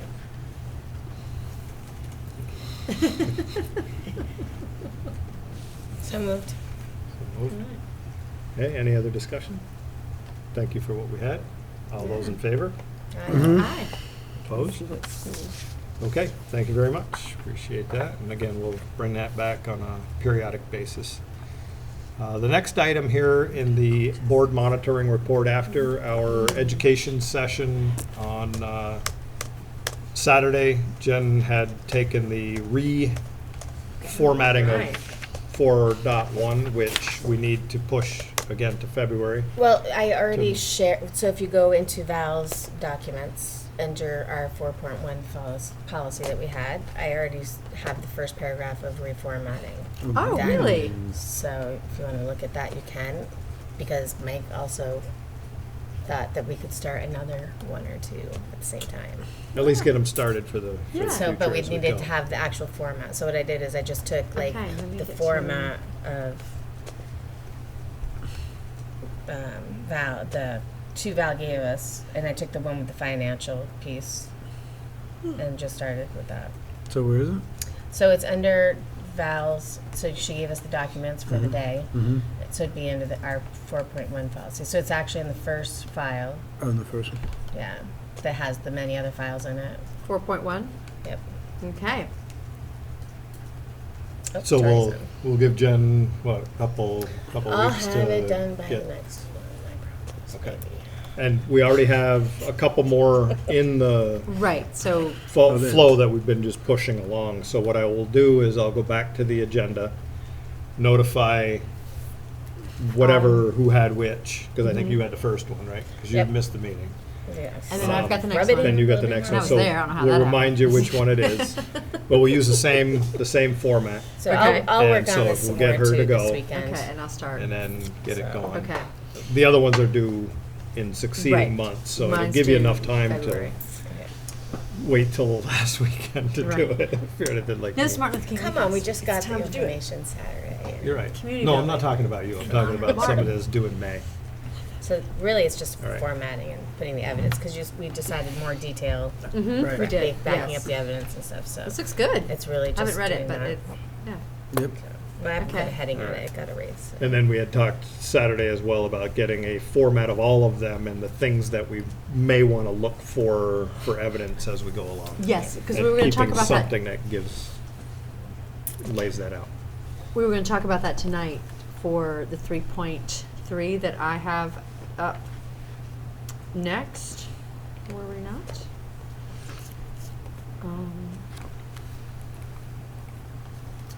And when I went through, I was trying to make sure that I got up front those that would be more easily flowed through. So if I missed, we can certainly work with them. 3.2.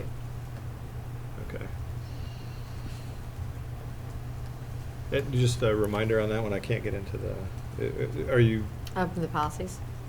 Yeah. so we'll go, we'll Can I ask, so what we're doing with this 4.1, are we making any decisions on it, or are we just No, not checking it out? tonight. Okay. We're gonna Okay, wait this until is- okay. February. We'll give Jen another Because couple of weeks. remember, to- one of the biggest things Val said is these can be part of working meetings, so we can work through these together at our meetings. Perfect, and that's what we're doing right now for 4.1. Exactly. Yeah, Okay. we'll get it finished, we'll review it and discuss it in February. And- Set the base for those that are coming behind. And what I'll try to do too is I actually would pull it out of hers and make it a separate What I'd- entity, and what then I'd share like it with to- everyone all yeah. over again. What I'd like to do is set up a folder of just our board Oh, Because I that'd be think, and that wonderful. way they're all in one spot. Yeah. When we put a new one in, we can just keep rotating them great. through. So we'll have a folder in there that'll be just for these, and then they'll be easier to find. I'm Okay. learning more about Google Drive than I Yeah, am. I Good. just closed out of everything. 'cause- The hard way, kicking It's and the best way to screaming. learn. Kicking and screaming. All right, so we'll bring that one back, and again, in February, we'll deal with 4.1. Okay, good. We'll put it in, we'll approve it, we'll take it as it is, we'll Okay. modify it the next time to better level of perfection, but I don't want to, I would rather be Working on the others. closer to the pin than a direct hole-in-one hope, so. Okay, so, just to know my own, obligations, do I need to go ahead and start, plowing through 3.2, which was supposed to be in the February meeting, like as a draft? So go ahead and get that going.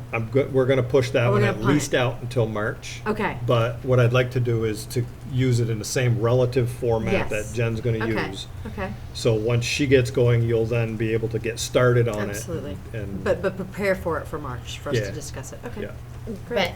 But if you go through it before February, if we're gonna be talking about it anyways, Yeah. if, like questions of where are we getting the information or Right. stuff like that. Yeah. the And maybe data. But also- questions like, are we doing this right or whatever, those Yeah. are the times Okay. to bring it up. Data Okay. details. Data that det- may we be, were you know, gonna what talk are we about gonna it. Yeah, use like, for what are we that, gonna use and for we can that, talk for about evidence yours based. next month. Yes. Yeah, I think it'll be pretty straightforward. Yes, I think so too. And hopefully we pick those to get started. That's why I wanted to get us rolling and Good. get us moving. Thank So you. hopefully that'll help. Okay. All right. Next. So, the next item here then is discussing a December meeting with the legislators was our meeting we had here in the library Right. with the Burlington City, the Burlington School folks, with us. The cities talked about all kinds of things that they wanted the legislators to think about and understand their perspective on. Ours, we did pretty much an Act 40, our agenda item was Act 46. That was the allowable growth piece of Act 46. And it was basically, you articulated it much better in the newsletter, but it was on exactly the same lines. It's solidifying the inequity where it was rather than allowing a better equity to access education. And I think I mentioned the last time we got together that it seemed pretty well received. I asked just a few questions, but so. Good turnout too, I It think, was from great. Oh, good. from Chittenden County legislators too. It was yeah. We offered a tour after. We had 4 or 5 people want a tour, so we took them through a tour. A few folks Students. led the tours. Students led the tours. All right. Did you, Yeah, it was good. what was, did you have an impression from their general takeaway as a group of, were The they one- pretty the quiet one or? question that I had was, would you be okay to just allow the healthcare piece, I think? And the comment was, I can't say yes to that, that's not enough. So, They asked you? yeah, Oh. is that enough? And I said, that I can't say that that's enough, because that doesn't help us with what we need to do. Mm-hmm. So, I think the other thing that the tone of the legislative breakfast was to invite them in to hear our needs, not necessarily put them, so that it was Yeah. pretty clear to them, you know, you're not going to be put on the spot and asked to take positions on different things. And, recipients. Mhm. Yeah, but really good turnout. And, Good. the one thing I do remember that I think was really important takeaway was, I believe it was Senator Tim Ash, and he said, we really need to hear from people on the front end of these things, you know, because there was one particular situation, there was an environmental situation or something, and they just didn't know. Yeah. You know, and the people who really know are out in the field doing the work, and he was saying, we need to hear from people so that we know what's happening, because sometimes we don't. Yeah. And so that we can make those changes on the front end of legislation instead of having to go back and try to repair them later. Yeah. Here we are. Okay. Thanks for doing that, guys. And then planning our February meeting with the legislators. I believe that is going to come down to a pretty simple discussion on where they are and where they think they're going with whatever residuals at that point they have of the both allowable growth and the rest of Act 46. Unless there's other topics, I'd like to be able to at least give them, we'll invite Clem and Deanna back in. Good. Any other topics anybody can think of that might be, For the legislators? yeah. So immersed in this one right now. So, Yeah. Well, it'll be a yeah. whole different landscape by February. The one that is Well, related something home. is What? is anything having to do with healthcare, right? So Right. if our costs are flying sky high and they're statewide flying sky high, then we sort of suffer at the hands of the healthcare increases. All schools do, and our general image suffers because it's a very specific thing that we haven't figured out as a country how to tackle, and so we get part of the blame for that, and taxpayers have to shoulder our burden for that. So I guess I would promote with them a conversation about, how are we going to do healthcare? I mean, so Shumlin abandoned the single payer stuff. Do they have ideas? Do they see anything happening on that side? Expanding Dr. Dinosaur even more, right? They've gone a few steps further with Dr. Dinosaur. They're going to keep going with that. I think they should. I mean, anything that would help us kind of allow us to focus on the core mission, which, as it turns out, is not health plans, but yet we still have to foot the bills for, and plays very directly into the education conversation insofar as we are able or not to get our budgets approved. And then what about education funding in general? It sounds like they had done a study, and instead of sort of doing this Act 46 and sort of sliding in sort of this allowable growth to sort of cut cost, are there other innovative ways to really relook at educational finance and funding? Yeah, because we still need to get our teachers. And to are they being looking better at the paid. study that they conducted? What was it, just last year that they brought experts? Huh? HICUS study. Right. Yeah. So Act 'Cause I don't 46 know being a if temporary that sliding patch. in into Act 46 of this allowable growth was a part of that study, but just wondering in general, like, what are some other ideas that are truly going to promote equity and education? Because I understood Act 46 to be a patch to slow everything down while we figured out what really needs Right. to be done. Well, right? sort of, So, right, but I think that it sounded like that allowable growth thing kind of got tacked on, and then it became the bear of Act 46 in a way. I don't know. But just to see what else is percolating. like longer term plans. Long term, Okay. yeah. Yep. We really rethink this. All right. Good. All right. So I will prep Clem and Deanna in the very near term, both that they're going to get invited, and these are some of the topics. Plus, we'd like to hear from them anything that they know that's going on that we haven't heard or may not have heard clearly yet. I'm interested in, I think Diana kind of spoke to some of it at our September meeting at O'Brien Center around equity in disciplining and sort of where we are as a state around policy and actions of making sure there's social justice involved in how we care for our students who are struggling. And if there's any movement from a state level and looking at, I know there's a lot going on with incarceration rates and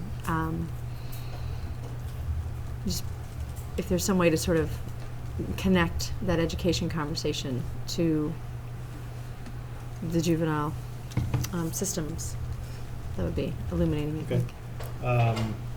So based on this being an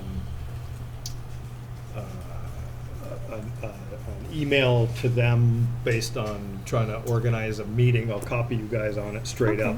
And if there's something that I misspeak or don't hit quite square, or you think of something else, you can add it back on and send it back out. And we're also that'll- having that global conversation too in February, right? Or is that March? No, February. February, Yeah. okay. Yeah. Okay. Yeah. So that'll be a night of minimal other Things. items, because I think the global discussion will be good, and this one here will Yeah. take Okay. some 45 minutes as well. Great. So, yep. And I thank you guys for the work that you've done to help get some names in the puddle here and get them around the table. That'll make one of our better discussions, I think, over the last couple of years have been those It really has. three. Yeah. So, Sound good. yep. And Mohammed, Okay. maybe after I can talk for just a minute about what we're doing with that and some ways that maybe I can enlist some help Let's see what we can do. All right. Recent community activities. Anything? I went to the Jam Po today. You It did? was so fabulous. Nice. Jam Po. Appreciate it. So I got to come and watch January students exposition. do their presentations. And I started in middle school and then made my way up to high school. And what I noticed was this air of excitement and motivation Nerves. and nerves. But what I loved most was the incredibly super supportive environment that was in each room that I was in. Students were really focused on providing information of what they liked. Everything was sort of on a positive note. There was a great structure for providing feedback, to giving, I feel like, things to think about as you do presentations, but also helping probably reinforce your own presentation. And there's just learning from each other. And then really awesome questions, especially from the high school students, to each other around and diving into some really deep conversations. There were some really rich conversations around some of the topics. And that conversation after the presentation was pretty powerful. So it was really beautiful to watch and to see something that our community kind of came together to help create in terms of graduation expectations, and seeing it playing out in the air and in the environment and the thinking and in the problem solving and then the presentations, and how it's really sort of shaping how our students are learning and thinking about things, and then being able to present and have a voice in topics that they're interested in and want to present on. It was amazing. Great. It So- really was. The buzz around here was just this like, oh yeah, I loved it. Yeah. Good nervous energy, everybody wanted to do well, and it seemed that there was this true commitment to doing well. Yeah. So food for thought. When we start tying things together, we have data that we try to collect on various items. That is a data point. Oh, good point. Somehow, Right. That is Yeah. some tangible data. I witnessed this. I did. I took notes. Right. I got a And folder. So what we got to do is try to find a way as we go through and do these things that Yeah. is a piece that we have to remember to incorporate into, or make sure it is somehow incorporated into some of Sean's board reports, or reports to the board, monitoring reports. It's just a lot, So yeah. just to, it's all part and parcel of the same function. Anybody else? All right, good. So list of some upcoming important dates at the bottom. We continue with teacher negotiations. Next board meeting, February 10th. And of note, we'll have our global engagement discussion at that point. Right now, I think we have about 5 folks Okay. aligned to come in, plus I think a couple of students as well. Oh, great. So I think we're good there. And with that, I would accept a motion to move us into executive session for A, student discipline, and B, teacher negotiation update for the board. So moved. All those in favor? Okay. We are in executive session.